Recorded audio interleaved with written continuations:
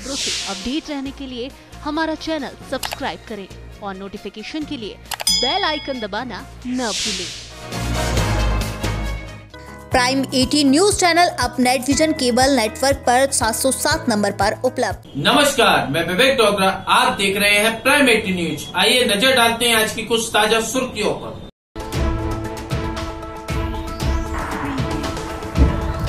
Welding करने के दौरान इंजन की टंकी फटने से हुआ हादसे में 3 लोग घायल। दातागंज तहसील क्षेत्र की ग्राम थाना हजरतपुर का मामला धमाके से लोगों में मची भगदड़। हजरतपुर थाना पुलिस ने घायलों को पहुंचाया अस्पताल। दातागंज तहसील के थाना हजरतपुर में मेन चौराहे पर गांव के ही नरेश की गैस बिल्डिंग की दुकान है। मेन चौराहे की वजह से यहां हर समय भीड़ रहती है।